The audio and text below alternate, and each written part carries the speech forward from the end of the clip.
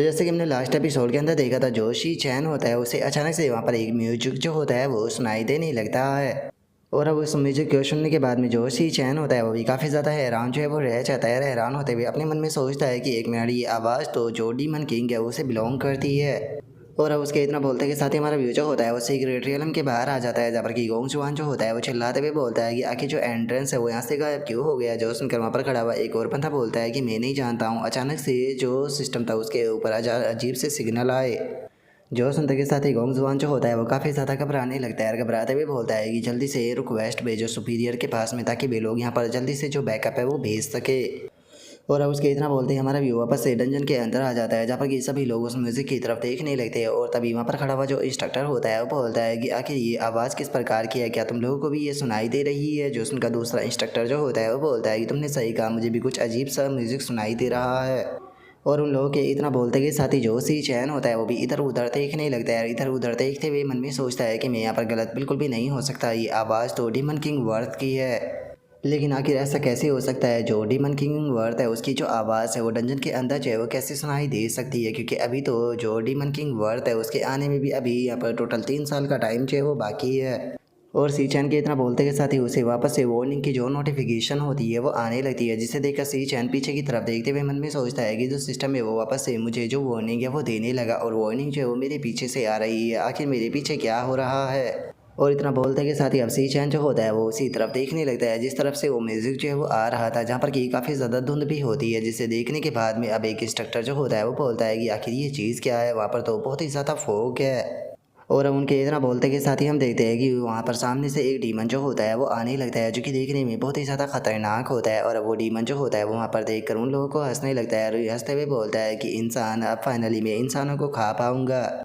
और अब उस डीमन की आवाज़ को सुनते के साथ ही जो पहला इंस्ट्रक्टर होता है वो बहुत ज़्यादा हैरान रह जाता है। हैरान होकर चिल्लाते हुए बोलता है कि आखिर ये क्या चीज़ है, आखिर ये बोल कैसे सकता है। जो सुनते के साथ ही जो दूसरा इंस्ट्रक्टर होता है वो बोलता है कि जो मोस्टर ह्यूमन लैंग्वेज का इस्तेमाल जो है वो कर पाते हैं, मोस्टर की जो रैंक होती है वो कम से कम सी रैंक के हाई टियर पर होनी चाहिए। जो सुनते के साथ ही एक और इंस्ट्रक्टर जो होता है वो हैरान होते हुए बोलता है कि लेकिन ऐसा पॉसिबल कैसे है, इस टाइम पर तो हम डी रैंक की डीमन लेयर के अंदर मौजूद है, तो फिर यहाँ पर जो सी रैंक के हाई टियर का मोस्टर है वो कैसे आ सकता है। और अब इतना बोलते के साथ ही वो इंस्ट्रक्टर जो होता है वो अपने वेपन को निकाल कर सीधे उस मोस्टर की तरफ बढ़ते हुए बोलता है कि इस मोस्टर का जो लेवल है वो बहुत ज़्यादा खतरनाक है कैंडिडेट के लिए, तो इसीलिए सभी लोग जो है वो यहाँ से जल्दी से पीछे हट जाओ। और इतना बोलते के साथ ही वो उन दोनों के आगे आकर खड़ा हो जाता है। और इंस्ट्रक्टर के इतना बोलते के साथ ही अचानक से हम देखते हैं कि उसके हाथ के ऊपर एक कट जो होता है वो लग जाता है, और अगले ही पल इससे पहले इंस्ट्रक्टर कुछ भी कर पाता हम देखते हैं कि जो वो डीमन होता है वो सीधे जो इंस्ट्रक्टर होता है उसके हाथ को काट कर सीधे जो गोंग टिंग होता है उसके पीछे आ जाता है और बोलता है कि तुम सभी एक एक कर मरोगे।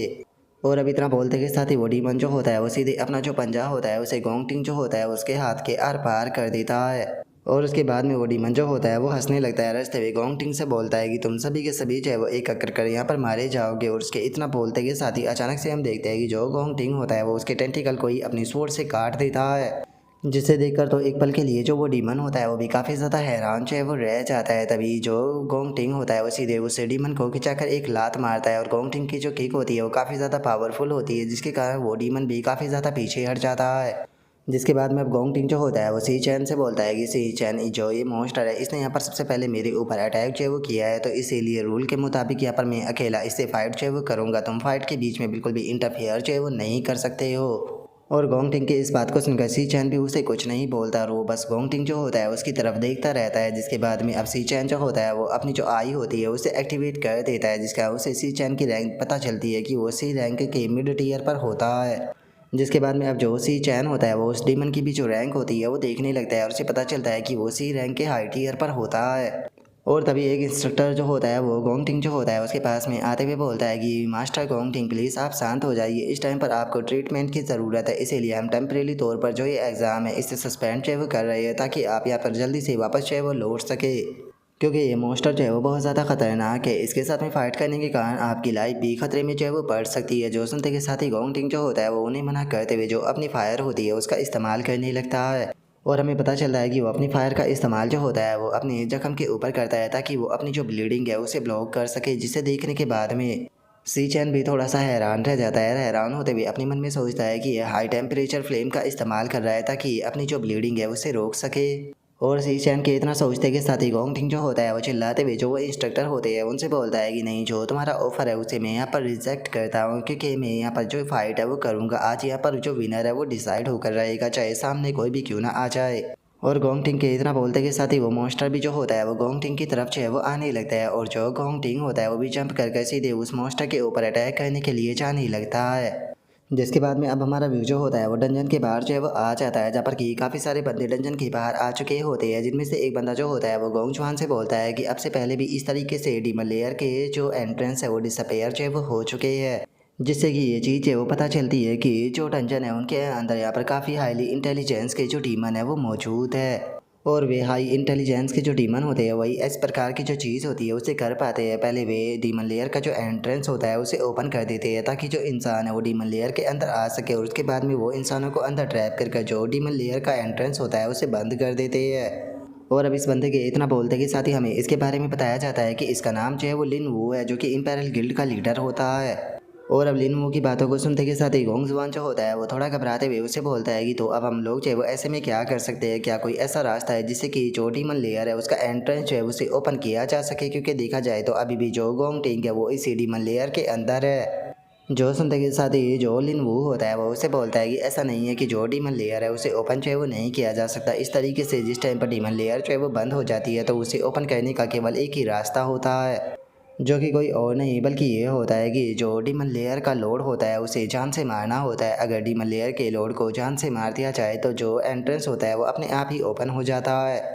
जो सुनते के साथ ही गोंग जुआन जो होता है वो सुकून की सांस लेते हुए बोलता है कि चूंकि ये डी रैंक की डीमन लेयर है तो इसीलिए इसका जो लोड है वो ज़्यादा से ज़्यादा सी रैंक के लोअर टीयर का जो है वो हो सकता है। इसीलिए ऐसा लगता है कि अब यहाँ पर ज़्यादा चिंता करने की कोई ज़रूरत नहीं, क्योंकि गोंगटिंग के साथ में जो इंस्ट्रक्टर है वो भी मौजूद है, और मुझे नहीं लगता कि सी टीयर के लोअर रैंक के डीमन को ख़त्म करना उनके लिए कोई भी बड़ी बात होगी।